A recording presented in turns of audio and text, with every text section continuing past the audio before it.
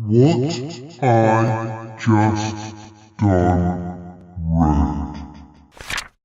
Hello ladies and gentlemen, and welcome back to my Bohemian Book Corner. My name is Max, and this is What I Just Unread, a book review show that likes to give a fair airing to books of all ages, not just those in the new releases or the best sellers list. Sorry it's been a while since the last one, but we'll come to that in a moment. So, let me just put that to one side. For those of you who have not seen the show before, basically I have a list of books that I have been compiling over a number of years that seem to be getting ever longer without getting any shorter. So I've put them all into one big list here, although that does seem to be growing since we started doing the show, and then I'm just going through them and letting you know what I think of them and whether or not I think you should check them out as well. Along with that is just a bit of a biography on the relevant author as well, because why not? Before I begin, the one thing I did forget to do on the last episode was to cross out the book from last time, which was Gothic Short Stories. So that's up here. So let's just get that out of the way. There. All is right with the world. And today we are going to be over here. I'm trying to get through some of the books off my original list because they've been on there a while. Excellent. Today we are going to be looking at the works of arguably one of my personal favourite authors, and we're going to be talking about author, merchant sailor, artillery officer, stamp collector, photographer, marksman, horseman, photographer, diarist, and bodybuilder, the one and only William Hope Hodgson. And today we're going to be looking at the last of his 4 novels, The Nightland.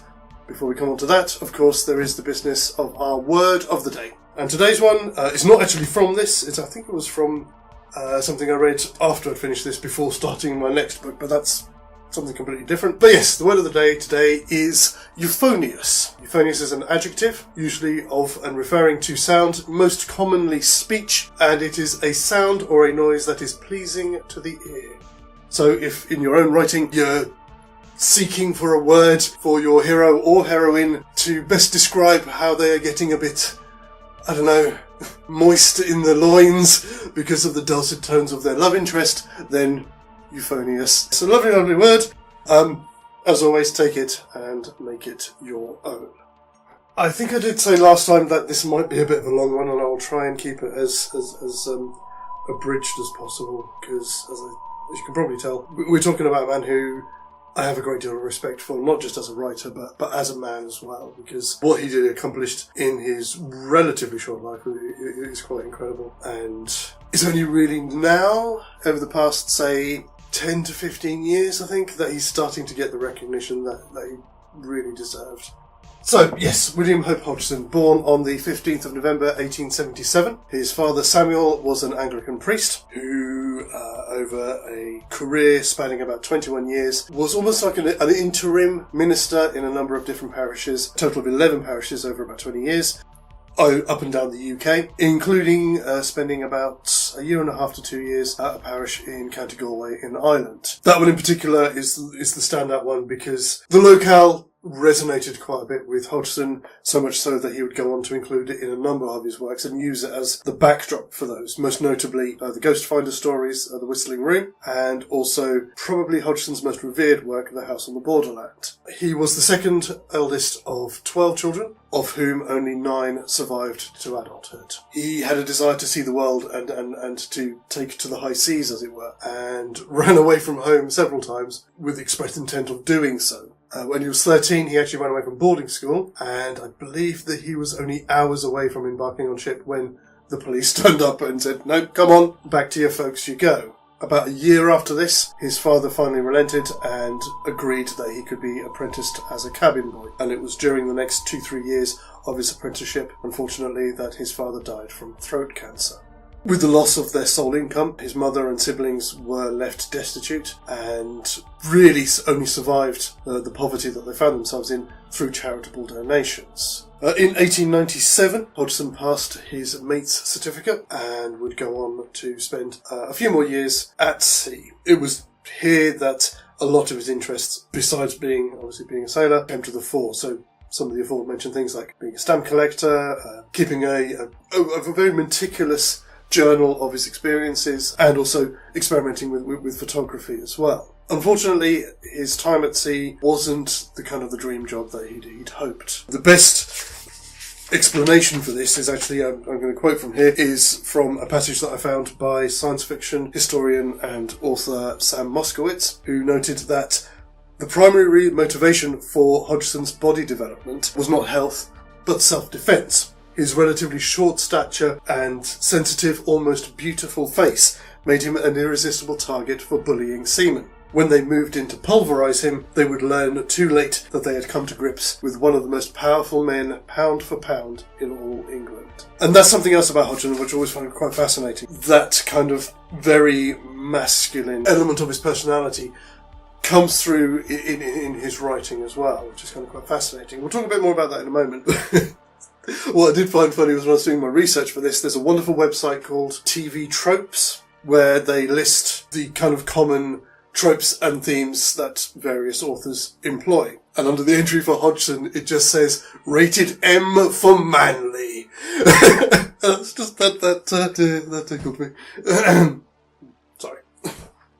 This brings us up to the turn of the 20th century. So in November 1898, Hodgson was awarded the Royal Humane Society Medal for Heroism after he saved the life of a fellow sailor who had fallen from the topmast into shark-infested waters off the coast of New Zealand.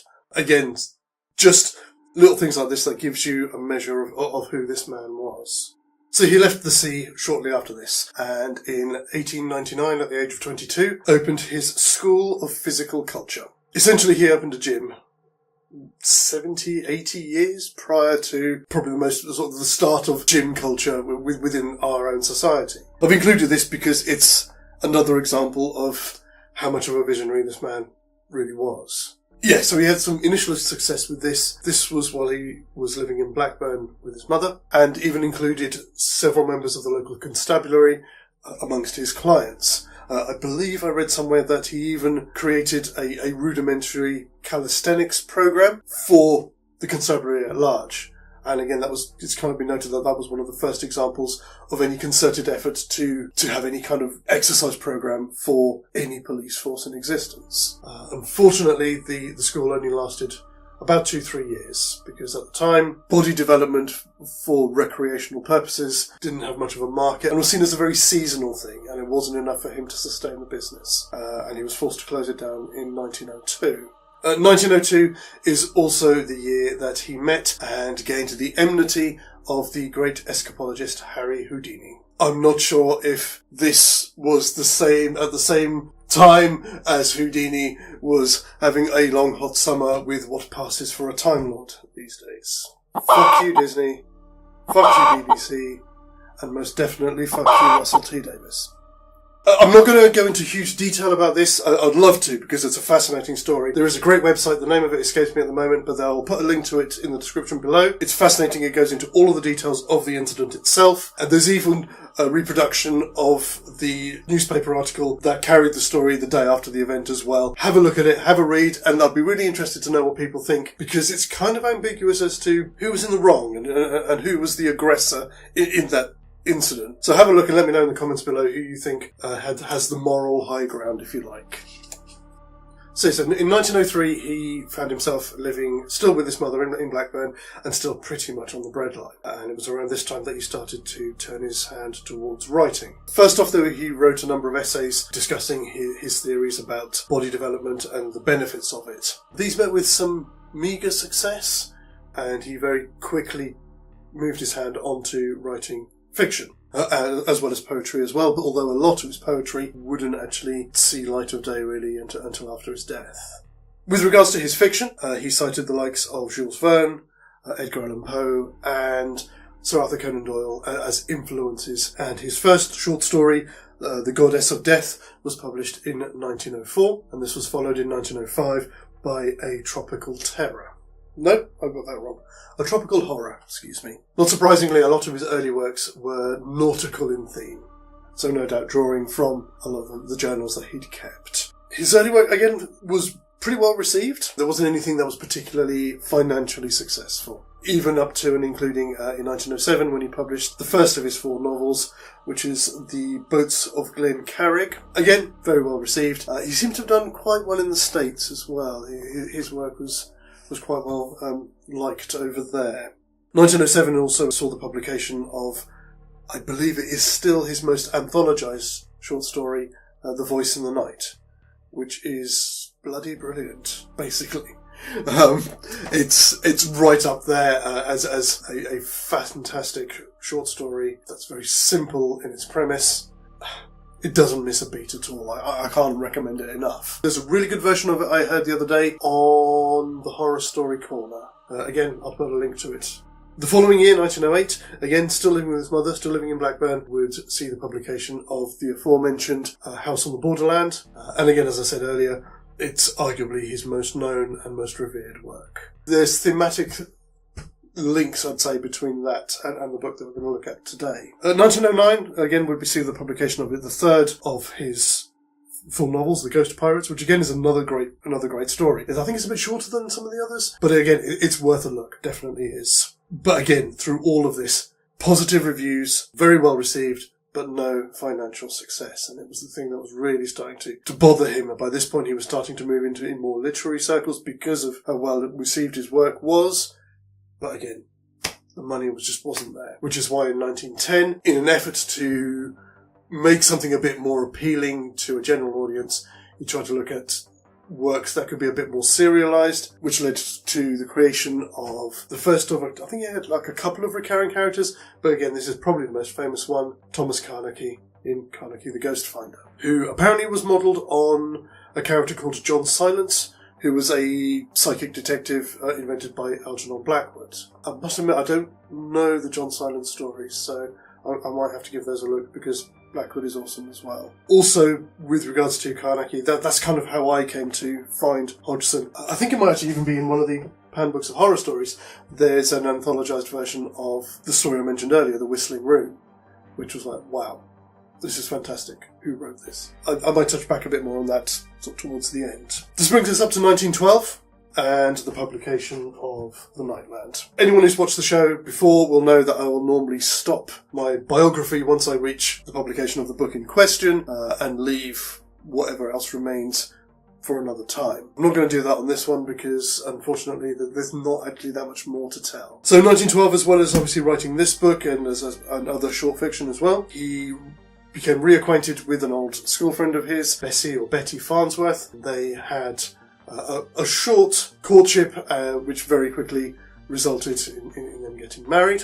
I meant to write it down. There's a wonderful quote that I read somewhere from a letter that he sent to one of his sisters about this whole thing. If I can find it, it will be here on the screen somewhere. The couple actually moved then to the south of France, not to be part of any kind of jet set. It was a very different landscape at the time. And actually, the cost of living was cheaper in the south of France than it was to live in the UK. They seemed to be very happy, very devoted to each other. Not surprisingly, they were forced to return to the UK in 1914 with the advent of World War I. Hodgson, being the man that he was, enlisted, but still traumatised by his experiences at sea, was adamant that he was not going to go into the Navy. So instead he enlisted into the artillery and gained a commission as a second lieutenant, and spent most of the first year and a half of his military experience on manoeuvres on Salisbury Plain. It was here that in 1916 he was thrown from his horse and received a medical discharge from the army, having sustained a broken jaw and also quite a serious head injury as well. So he returned to live with his wife and had sufficiently recovered by March 1917. And again, being the man that he was, felt that he couldn't sit on the sidelines while so many other people were giving so much. And so re-enlisted, this time granted the commission of full lieutenant, although I believe that was properly recognised posthumously.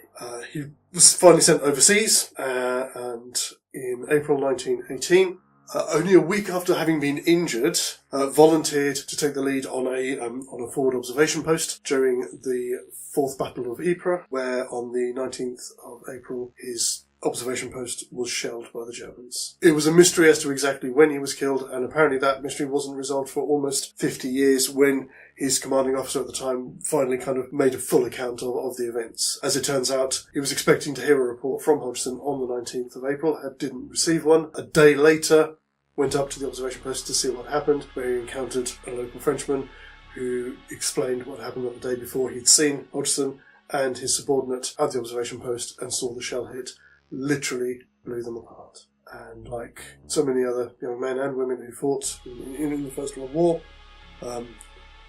both those who were already recognised artists, writers or whatever, and no doubt countless others who may have gone on to do something if they'd have had the opportunity. The world lost one of its most interesting and innovative literary minds.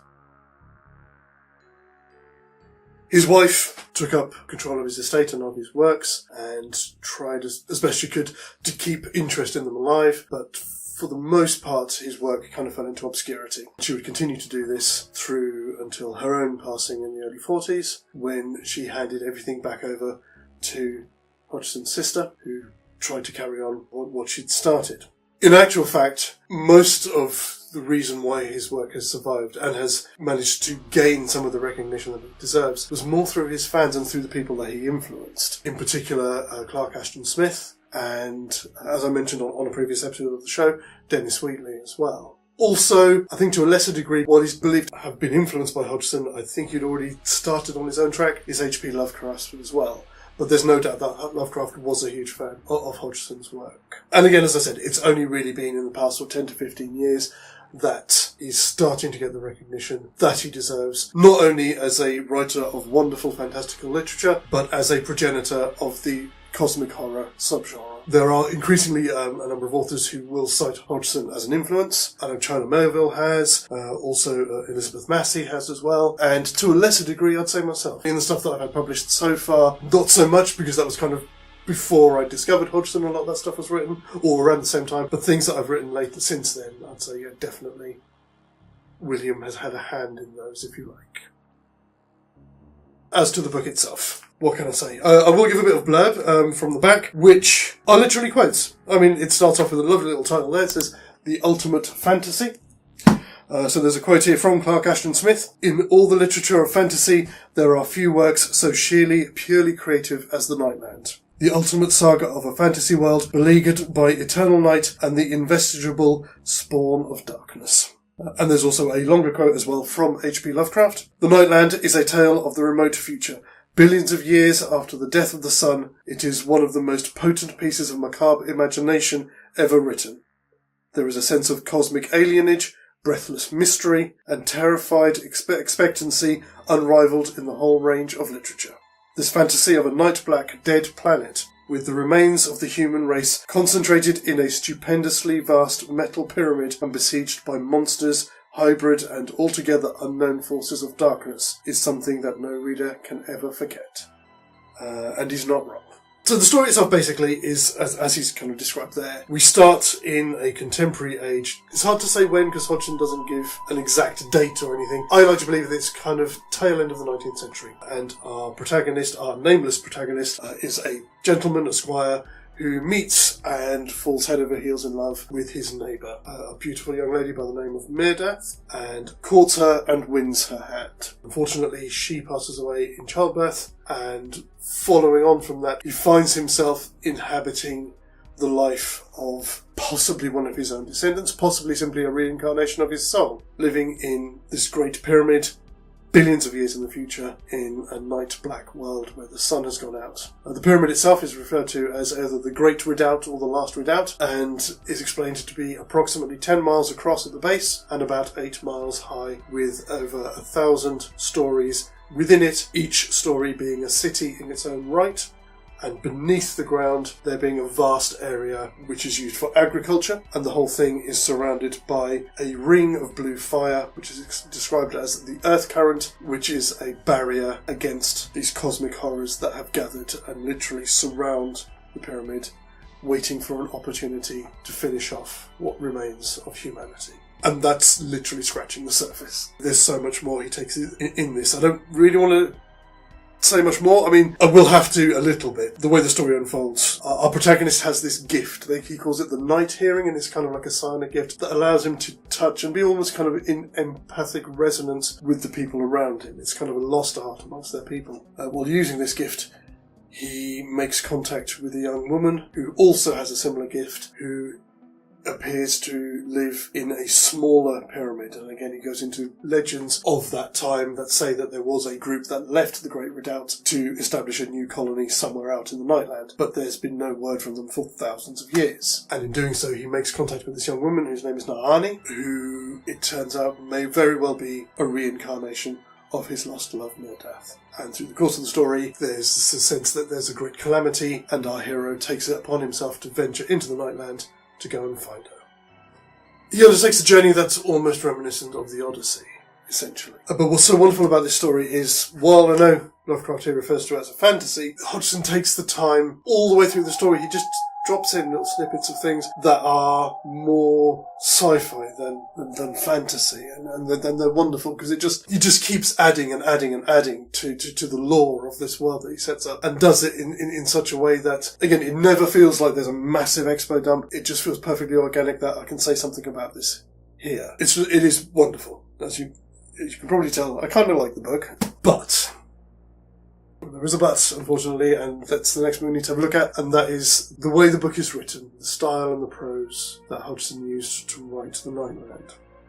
He's employed what's been described as a very archaic writing style that has an almost brutalist veneer to it. It's very bizarre. At best, you could call it highly stylized. At worst, you could say it was just bad penmanship. I'm not going to lie, that's part of the reason why this episode has taken so long to get out, is because it feels like an odyssey trying to get through it. Not because of the quality of the story, but just because of the style of prose that Hodgson has employed. And apparently this isn't the first place that he does. I think one of his other stories, I think it might actually be The Boats of Glengarrick, is in a similar style. And I'm not quite sure why, and I've not been able to find out if there's any reason that he gave why he did it like this.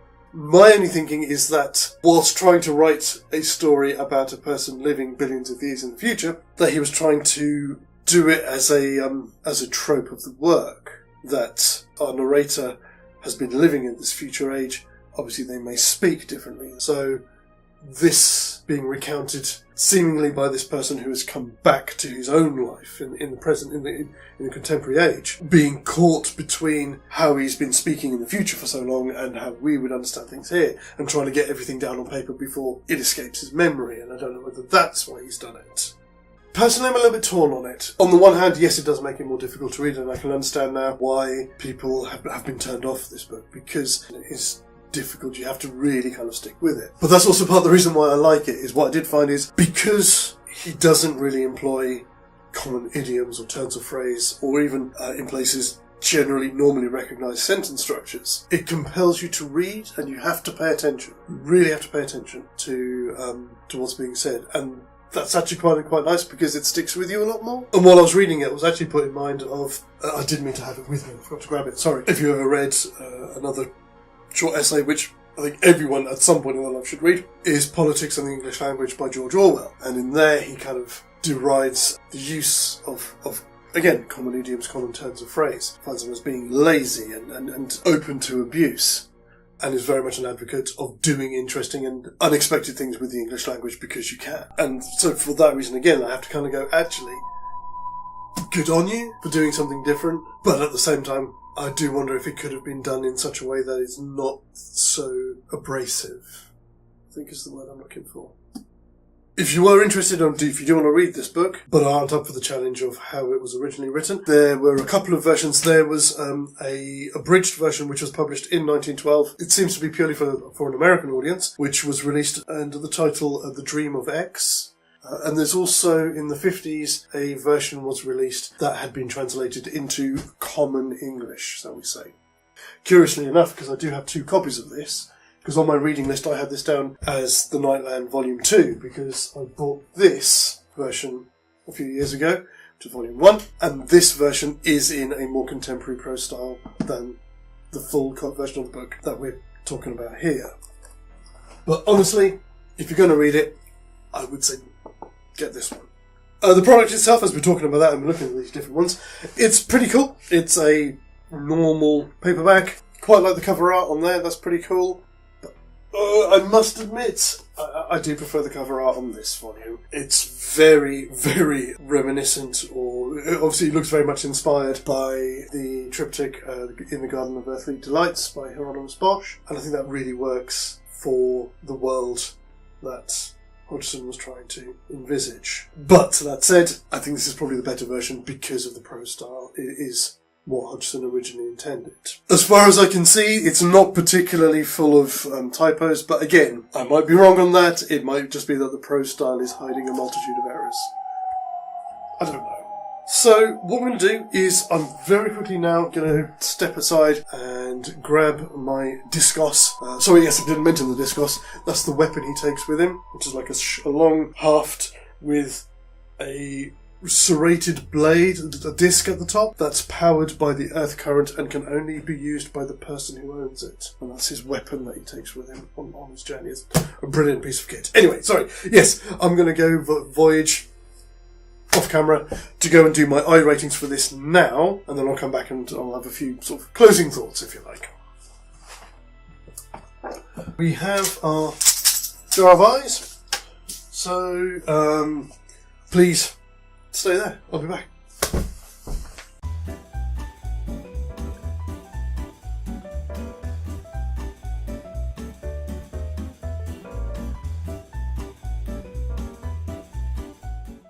I have returned from my odyssey.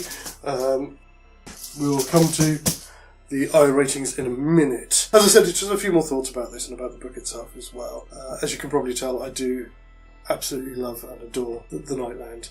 Conceptually, I think it's so ahead of its time. There are so many layers to it. But, as I said, it's not without its problems, and I'm not just talking about the prose here. And again, some of them are excusable. Hodgson has a tendency to do this thing, and I noted it as well in his Kaneki the Ghostfinder stories, where occasionally he will kind of almost drop out of the narrative and have his narrator either asking other characters that are present, or sometimes, and again it's in the case with the Nightland, asking you, the reader, if you can truly conceive of the ideas and the concepts that he's laying before you. And it makes sense, especially for somebody who was essentially writing things for a genre that didn't exist.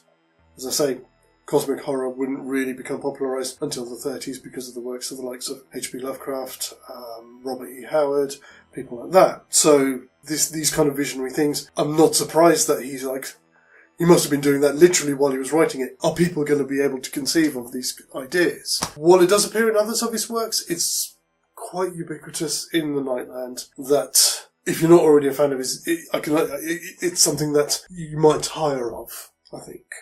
But then at the same time, saying that, I think that's only something that we, in our day and age, might find a little bit annoying because we are living in a post-Lovecraft world.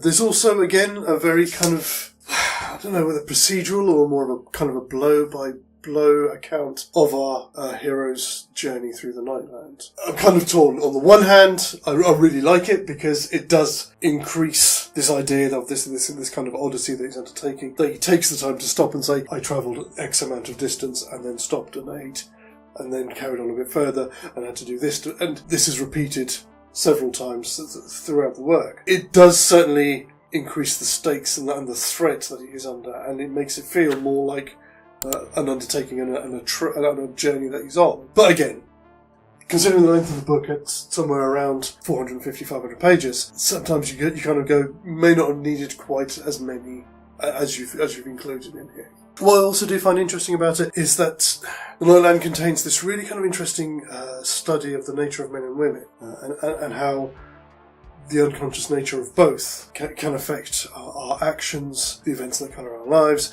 as well as our interactions. And I do wonder how that would be received by the modern reader, especially those who have taken the sacrament of the message. The other thing I did find interesting about that as well is that from reading his other works, this is the only one that I know of where romance plays such a big part of it. I do wonder if that is because it was written in the same year as his own marriage. But again, I don't guess that's just something I'll have to kind of speculate on for myself. Also, I did mean to say there are some nice little things in here, which I did find quite amusing, which again, when you look at them from a modern context, there's a couple of things in here. So for example, on one of the pages he refers to his love trouble.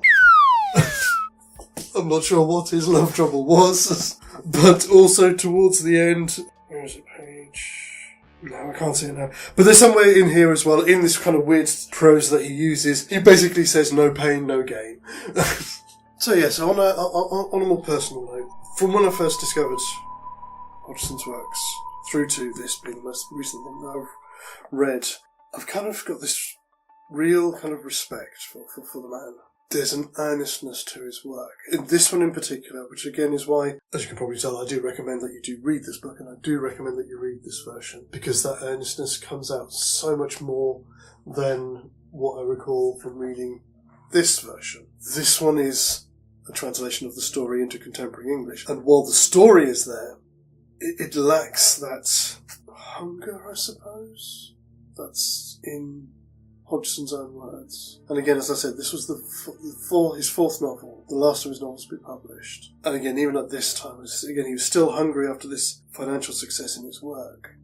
And while his work was generally well liked, I've always kind of felt that he always come across to me as somebody who, a bit like myself, and I'm sure there's no doubt a lot of people out there feel the same, that you feel like a pretender in your own chosen sphere, so whether that's writing, painting, drawing, or whatever. Anybody who does this at some point will go through this in their life where you do not measure up.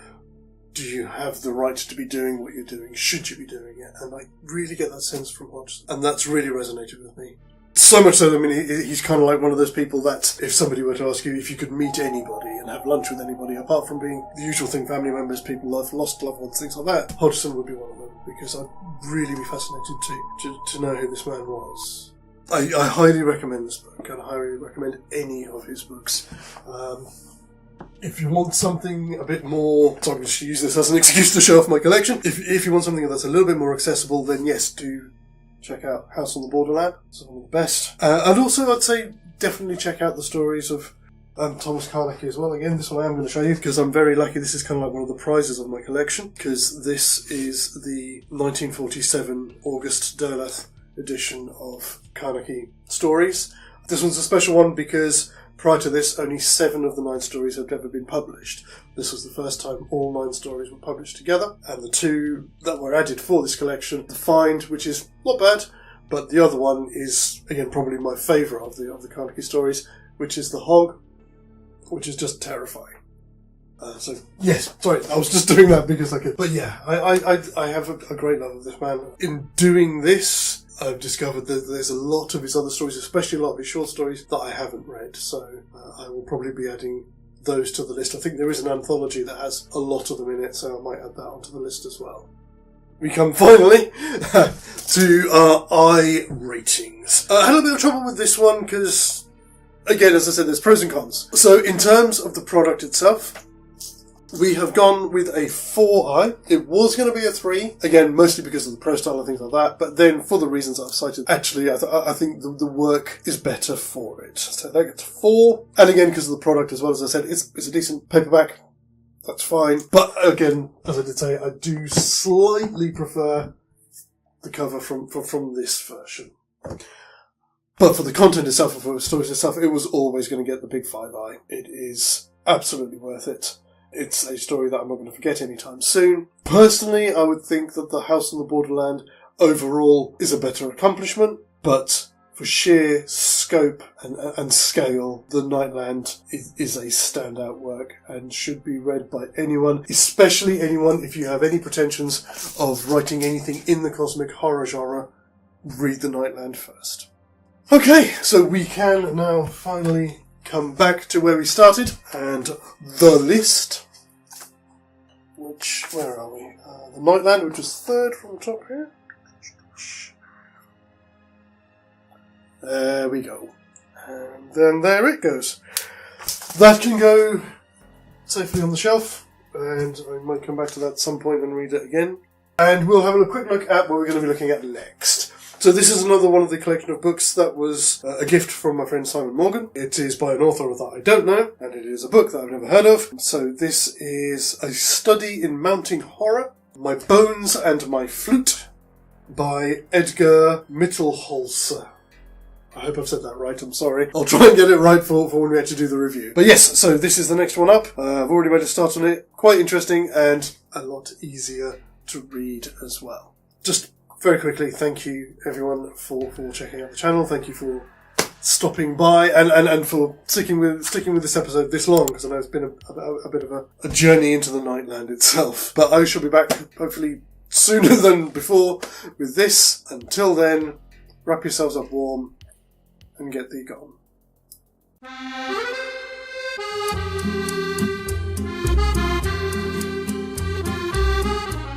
Instead, enlisted into the army, into the artillery. Oh, for God's sake. Artillery. Yes, he's in the artillery. It's a tree made out of tanks. I don't know.